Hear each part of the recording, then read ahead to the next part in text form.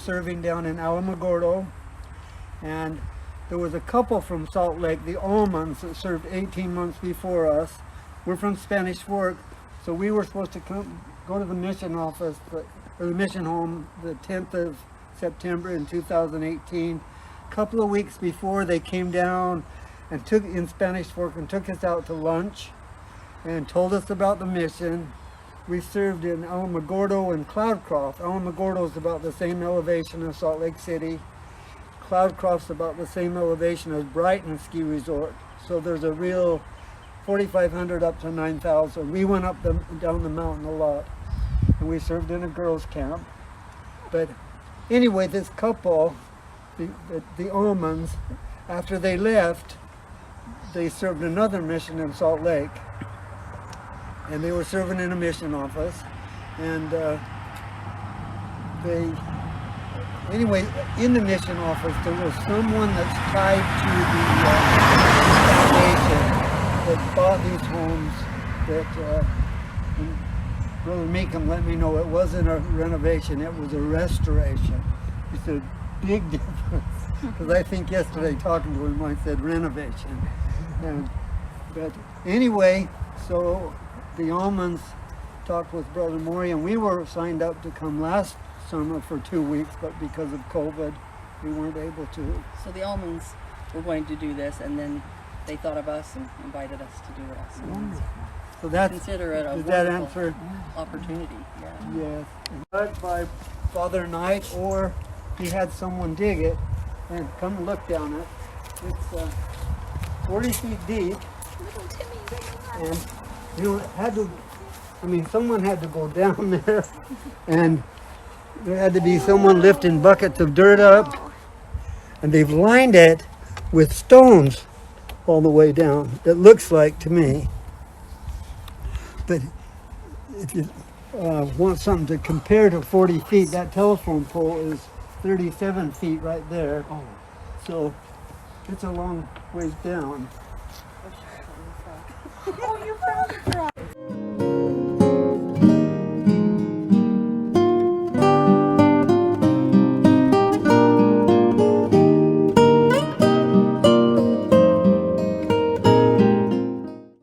Said that Hiram was the first bank president. They had this erected. The same artist that did the statue at Carthage Jail, Joseph Hiram, was asked to do this for this project. And he was asked to change the expression on the faces of Hiram and Joseph because of what was going on here, with more of a pleasant outlook, one with the pleasant look, where they knew that good things were happening and they were looking forward to things, where at Carthage the expressions on the faces of Joseph and Hiram are somber and knowing what's coming there. So on this monument here, on this side they have a stone from the Nauvoo Temple, and on that side they have one from the Salt Lake Temple. So that one's of granite, like the Salt Lake Temple, and this is from the stone.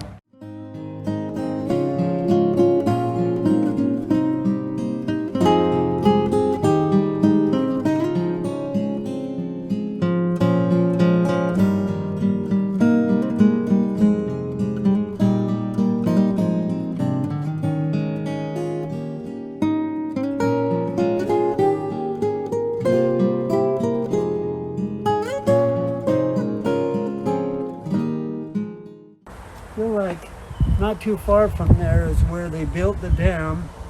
Well, let me back up a little bit. It was in May of 1830 when the church was organized up in Fayette, New York. And we believe that saints here, the branch, were very, the Book of Mormon had been printed the month before in March of 1830. And a third of the people that went to the organization of the church up in Fayette were from the Colesville branch, and it's 90 miles away. So I have to think that they really look forward to the coming forth of the Book of Mormon. And after the organization of the church, I believe Father Knight wrote Joseph Smith Jr. a letter and said, please come to Colesville. We have a lot of believers here. And so they came, Joseph and Emma, I think Oliver, maybe Sidney Rigdon. Built that dam on a Saturday for Sunday morning baptisms, and during that night, Joseph Smith recorded that there were about 50 vigilantes, men that came and destroyed that dam, and then they also did other damage. They turned covered wagons over. They submerged the wagon, maybe in a pond. You can help me. I know they threw chains that they worked with in the water. Locked up. Yeah, locked up against the doors. And then, so the next day, they rebuilt the dam, and then Monday morning they were able to have the baptisms. There was about 13 people that were baptized. Joseph Knight Sr. and Polly Peck Knight, Sally Knight, Newell's wife, Emma Smith, and I think Joseph Knight Jr., and I think his wife. And there were 13 people, but before they could get the confirmations done, there was someone had filed a case against Joseph for disrupting the peace, and a constable from Chenango County came and took Joseph away. And I think it's a real interesting story, but on the way there was a bend in the road where I think the constable, he was part of the group of people that were trying to harm Joseph. But just being around Joseph Smith, what I read, he must have felt the Spirit of the Lord, and he decided to protect Joseph. So where that bend in the road was, there was a grove of trees where he was supposed to ambush the wagon. The constable went fast through that area and got Joseph to Afton, is that the name of the town? And either an inn or a tavern in the upper story, the constable gave Joseph Smith the bed to sleep in, and he laid on the floor right in front of the door with his feet against the door with his musket right by his side. So I have to think that the Spirit touched that man, and he was able to stand up and protect Joseph Smith. And then the next day when they went to trial, Joseph Knight Sr. hired a couple of neighboring farmers that moonlighted in the law, and I think the trial lasted many hours, but they were able to get him off, and then as soon as they got him off, there was another constable from Broome County that arrested him again, and those farmers were very tired and they did not want to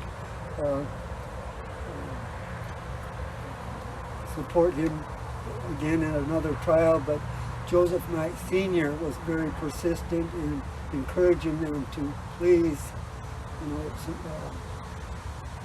what's the word, not support, but defend. But they got him off again, and then they weren't able to do any of the confirmations at that time. But apparently there was a lot of animosity, a lot of persecutions in this area. Joseph said something like it was the den of hell or something like that, because it was very rough for the people here.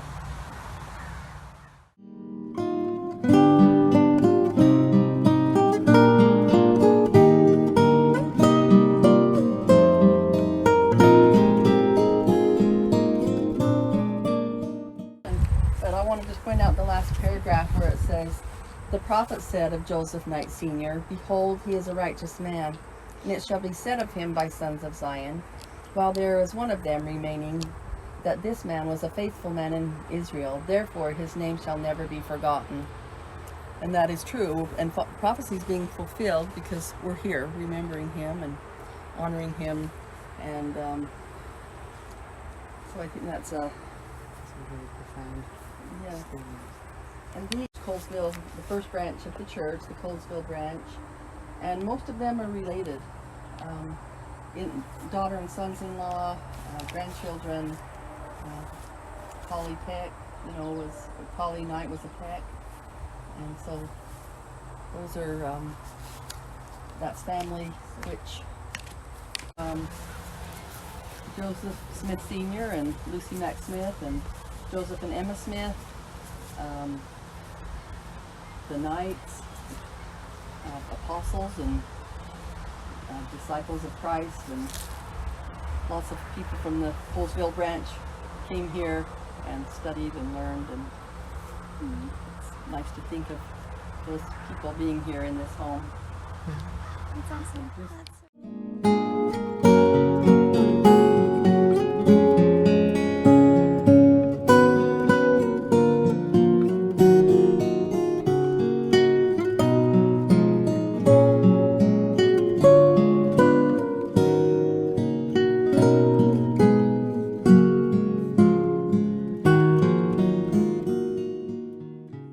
dedicated this home, and he said, I was the oldest, I acted as the mouthpiece, and God let me know that the church owned this property and that we were here to restore it, to help build the faith of members of the Church of Jesus Christ of Latter-day Saints.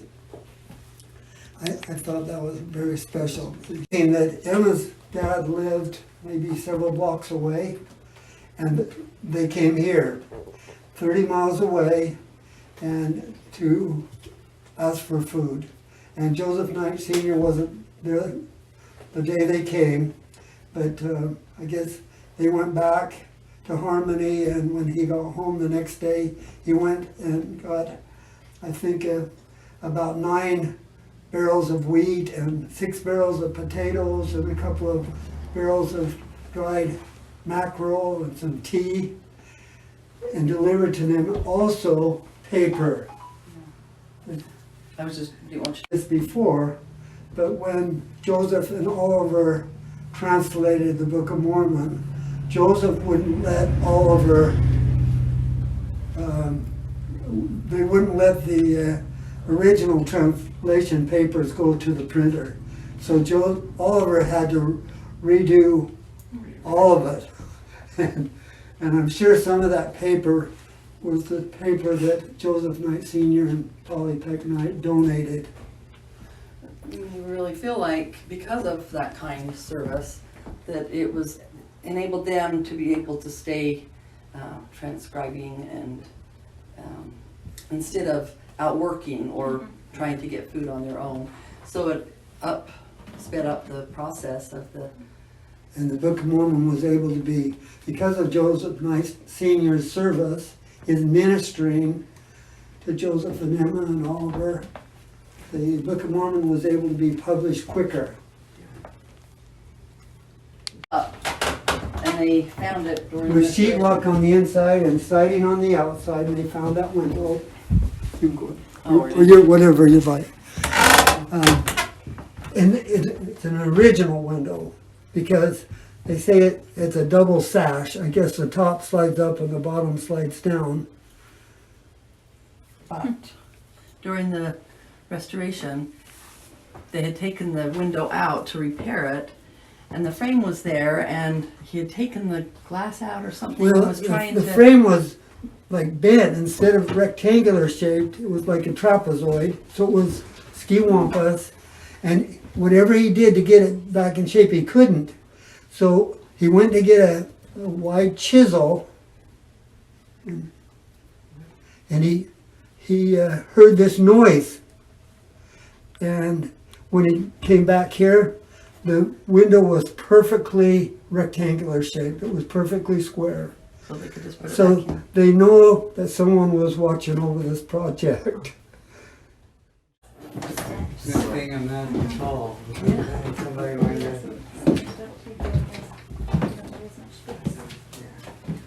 So the Knights raised 7 children here, and at the time that Joseph Smith came, there were 3 still home, 2 girls and Joseph Smith Jr. One of the bedrooms was the girls, and the other bedroom was Joseph Smith Jr.'s. Joseph Knight Jr.'s. And so Joseph Smith was here working for Father Knight and spent time in that bedroom with Joseph Knight Jr. And they became really good friends and became trusted friends where they could use each other as confidants and share important things. And that time, Joseph Smith shared about the first vision and the visit with Moroni. And when he told Joseph Knight Jr., Joseph Knight believed him. And they were just best good friends for the rest of their lives. So. After, and then in June of 1830, up at the Whitmer farm, there was kind of a spiritual gathering, and Newell Knight received a revelation. And would you read it? Would you mind reading this? I did not bring my glasses. Okay. He can Would you read read it? Thank you. When 1830 ended, Newell Knight recognized the import of that year for the cause of the restoration, and deeply religious, he wrote down his convictions about what was unfolding. He bore his testimony. This is one of the earliest expressions of personal testimonies on record in Latter-day Saint history. Quote, "The year 1830 is closing upon us. Great things transpire, too great for pen to paint, to reflect that the closing year has been one of which all future generations will date the rise and organization of the Church of God upon the earth, no more to be thrown down, and to know that I have witnessed the important events with my natural eyes, and to know of a surety that the heavens have been opened to my view, that I have beheld the majesty on high, and heard the voice of the Redeemer, which has spoken words of comfort and instruction to me, fill my whole being with gratitude to my Heavenly Father, while I write these things which are verily true. And I write them to that my posterity and future generations may leave a faithful testimony of the things which I do know to be verily true. And may the Lord bless me with a wise and understanding heart, that I may ever do His will and help to establish His great purpose upon the earth, is the greatest desire of my heart." End of quote. Journal of Newell Knight. Thank you so very much. When the gathering, first, when we got here this week, we called it the first general conference, or first conference of the church, but they let us know that it wasn't a conference, but Well, it was a branch conference. you're kind of a branch or area conference. But Joseph came at that time as the leader of the church, as a prophet, and I believe it was that time, and Joseph and Oliver had received the Melchizedek priesthood, I guess somewhere just 6 miles approximately south of here, close to the Susquehanna River. I don't know how they know that.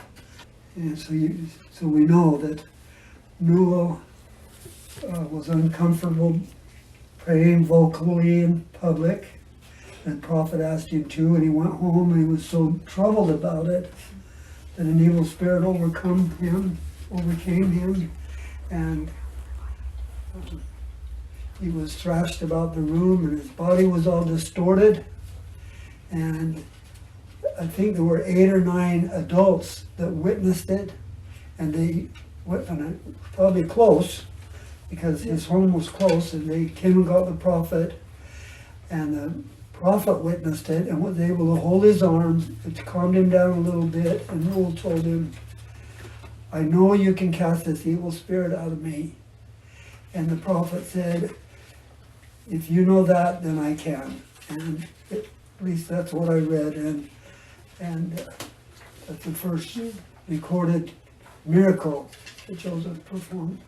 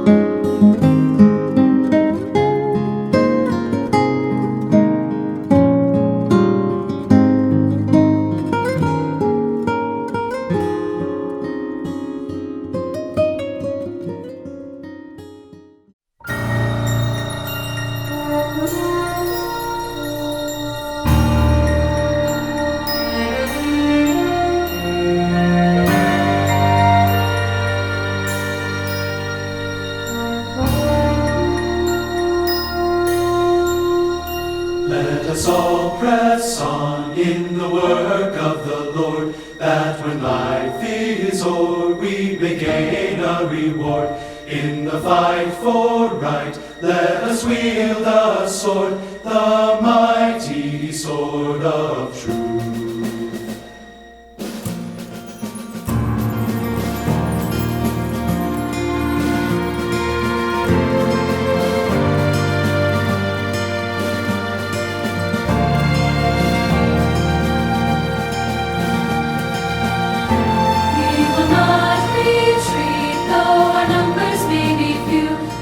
Compared with the opposite host in view, but an unseen power will aid me and you in the glorious cause of truth. Fear not though the enemy deride, courage, for the Lord is on our side. We will heed not what the wicked may say, but the Lord alone we will obey.